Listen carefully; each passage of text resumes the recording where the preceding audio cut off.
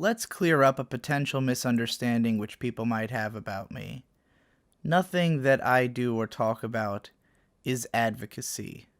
I am not trying to tell you to think like me, be like me, act like me, share my opinions. What I seek is understanding. What I seek is for people to look at me and understand that this is a kind of person who exists, and that it's normal for this kind of person to exist. That it's normal for there to be plenty of people who have their own ways of going about things, who aren't trying to live their life to the consensus standard. I present this by and large via anime analysis. The reason I'm so steadfast about representing my off-kilter tastes and opinions is so that I can make the consensus something different. So that we can't come to the conclusion that there is a correct way to feel and then there's people who are just weirdos. I want you to know that every way you can feel is a correct way to feel. And this applies to every aspect of my life. And whenever people are telling me that they're worried about me or that they think I should change something, I have to wonder, what do they think my goal is? Because if you think that my goal is to project a clean image or to make friends with lots of people or to, I don't know, in any way reflect what maybe is your moral stance or lifestyle choice, that's not my goal. And again, nothing I'm doing is advocacy. I'm not telling you to imitate me. I'm asking you to understand me. As someone who spent a lot of my time growing up being laughed at, I want to explain the joke to everyone else so that I can be laughed with. Because all I see in all this is a certain humor. There's definitely a certain humor to the image you're seeing right now. There's a guy sitting in his room full of anime crap. Shelves and shelves of anime crap lining the walls, of cute little girls with guns, of cybernetic soldiers, with a strange microphone setup contraption, a TV tray that I've had for probably 15 years that I used to eat dinner off of when I was a child, with a mic arm rigged onto it for ease of use, filming myself on a phone camera, drinking a Korean cafe latte. Nothing about this is anything but hilarious. Talking slow and seriously, contrasting with everything around me. Some people would look at this and find it edgy or self-serious, that I think I'm some kind of genius, that I think I'm hot shit. It's not that I think I'm hot shit. It's that I think I'm as deserving of understanding and respect as anybody else. That every opinion can be worthwhile. Now, there's a few things I consider myself good at. Talking, writing, making fun videos. And I have pride in my ability to do those things. And when that pride is attacked, I have a tendency to attack back. I also have a tendency to, assert my place in this world that I'm in. Because it's the only thing that I do. It's my trade, craft. It's what I care about. I take it seriously. I have a hard time being criticized by people who aren't taking it seriously. It's easy for me to take criticism from other writers who take it seriously, other people who are doing the same kind of things, but better. In fact, to me, the mere existence of anyone better than me is criticism of me. The mere fact that there are people who I can read their writing and think, I haven't lived up to this yet. Or even just to see their lifestyle and see something in it that I want to achieve.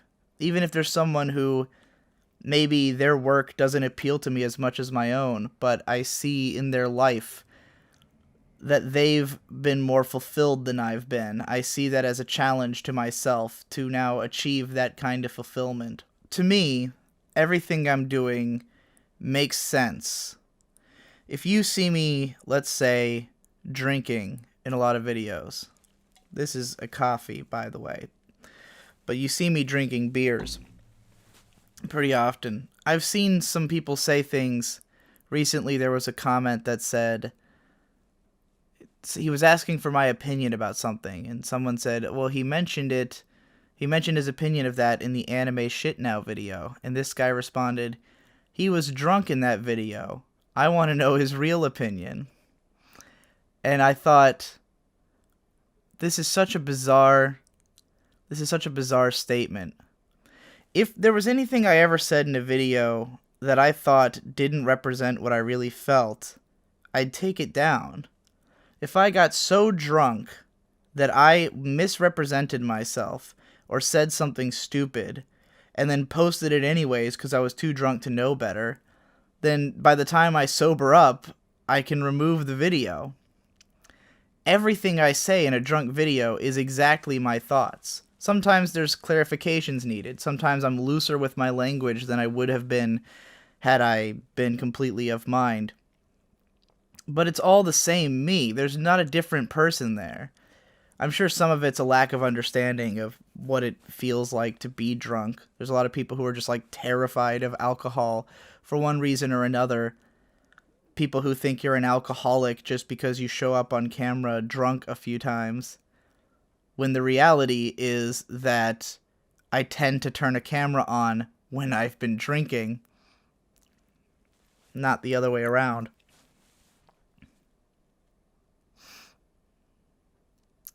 So,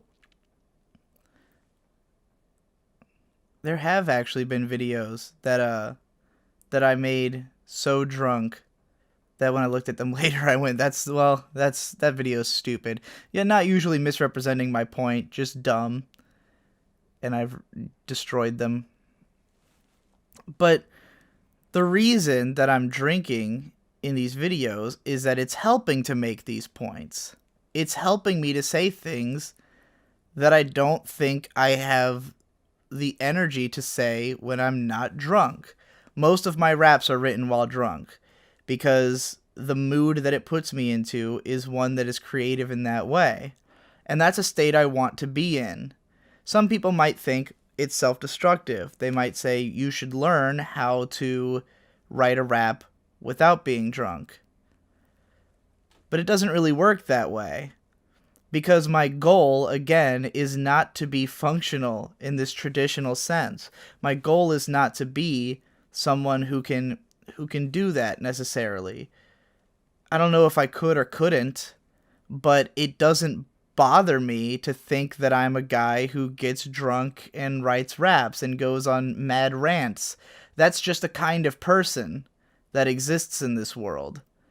And it's not necessarily agreeable to everyone. And I don't necessarily ask anybody to accept it.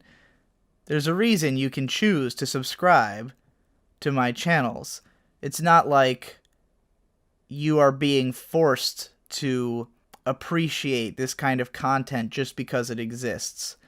You make a decision that you're in for my wild ride. That's why it's Digibro After Dark. The original channel, the original purpose, to explain it in exacting detail. And I've started to come to terms with this lately, that I have had this long-standing fear of going all the way. And I shouldn't, because in this world, every time you do something extreme, people are afraid of going to extremes. People are afraid that when they go to the extreme, then they're going to alienate a lot of people. But the truth is that for every person you alienate, you also appeal to someone new. Someone who's on that extreme with you, or who appreciates that extremity. And if you don't go to those extremes, then you don't bring to light that they exist. Because as we try to homogenize and make everyone the same and tell people don't go that far, we're just trying to pull everybody into this middle where those other thoughts and emotions you have, they're not getting talked about, and therefore they're not being understood. Nobody can understand something that they don't hear about. And they need to be understood, because when we try to close up our society into this tight little bubble, then that's why when the slightest errant thing happens, suddenly nobody gets it, and that person is an outsider. I think that the way to bring everybody together is not to try to make us all into one person, but to understand and come to terms with our differences. To say, I don't agree with the way you're doing things, but I understand it, and I'm going to leave you alone. Because it doesn't affect anybody for me to be a weirdo in a YouTube video. You get to choose whether or not you listen. You know, my right to swing my fist ends where your face begins, as they say. And everyone has their own ideas about where the face begins these days, which is sort of what's causing this incredible wave of political correctness in our culture. And there's definitely a disturbing element of it, where I have to wonder, if you keep pushing your face out further and further, then somehow my fist has to recede back into my body, and I just have to pretend like I don't have an arm. That's where I feel like it's going. That's what I'm afraid of happening.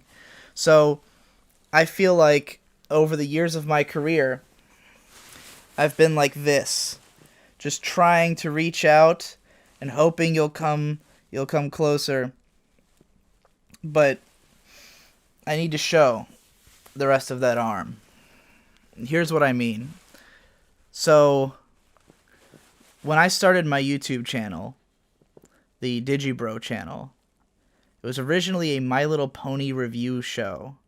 A My Little Pony Friendship is Magic review channel. And the concept of it, the way I handled it, was to be very saccharine.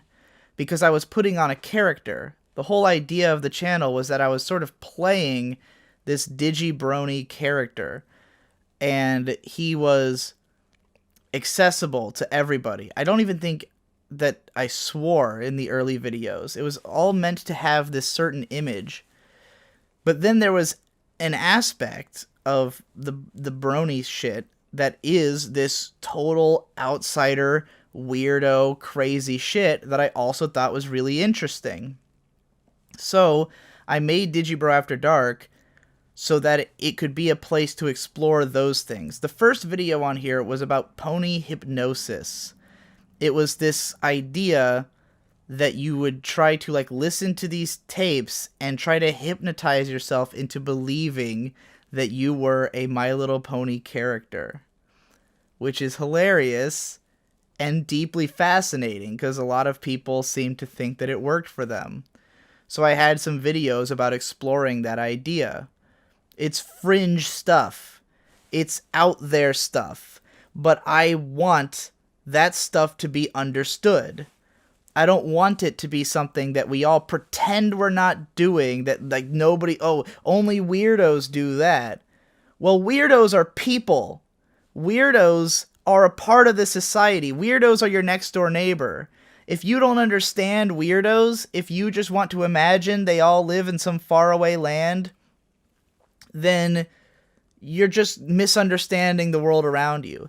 And this is how we get something like what happened with this presidential election, which as more time has passed, I've kind of understood more and more how much, when Donald Trump got elected, people, liberals, just were so baffled because they had made no attempt to understand why people liked Trump. They just brushed it off as, those are weirdos. Only weirdos would feel that way. Instead of trying to understand those weirdos and to figure out who is our neighbor, who are we living next to, what are they thinking? And suddenly it affected the liberals. I almost said us, but I don't really consider myself a part of that group. But suddenly it affected everybody because we didn't know who half the population was. Or the other half, depending on who you are, you know? And for someone like me, if I try to pull back and be like, I'm not going to drink on camera, I'm not going to express these out there opinions I have, I'm going to try to be normal, I'm going to try to be accessible, then it defeats the whole point to me of making videos, of explaining things, of trying to make you understand that there's just weirdos out there, and sometimes they make sense when you hear them talk. I hope I make sense. When I make a video like Girlish Number and I call it Anime of the Year, I know this is like an outrageous claim to a lot of people. I know that to most people, the idea that this is the show of the year just doesn't make sense to them. And I'm not asking anyone to agree with me. I'm just asking you to watch the video and then to go, oh, okay, that's a kind of person who exists. Now I know. And now I get why they feel that way. I don't feel that way, but since they explained it so well, I understand the person standing next to me. And now, when a show comes out that you don't understand the appeal of, you can at least know that the people who enjoy it have a reason. They're not just crazy people. They're not just people with no taste. They're not just people who somehow don't get it, who just have broken minds and just don't understand what is good. They're just people with a different metric from you, people who are experiencing something different, who have a different way of looking at the world, or just a different understanding of the things that they're seeing. So that's why there has to be these drunken rants and raps, because you need to hear about this person who exists, this person who doesn't know another way of dealing with their problems, or doesn't know another way of expressing themselves, because there might not be another way. And whether you find that difficult to come to grips with, it's just the way that it is. I'm not somebody who can just one day decide, oh, you're right. This is an upsetting lifestyle. I'm going to change everything. Thanks for the advice. If you're here to watch someone explain themselves, present to you how this is possible. And what I want from you is not to try to change me, but to try to change your mind about me and think, okay, this is not my life, but I understand that this is a person who exists now, and I can think about what that means for society, what the things that I want society to be would mean for this person, because society, affects all of us. Hopefully that makes sense. I'm not entirely sure what I've just said, but it felt like it had to be said anyways. I don't know why it had to be said looking off into space, but I probably said the words and fewer times than usual, and stumbled through words a lot less, and that's because I didn't have to look at myself while I was talking. Also, I lost my new sunglasses already. Fuck.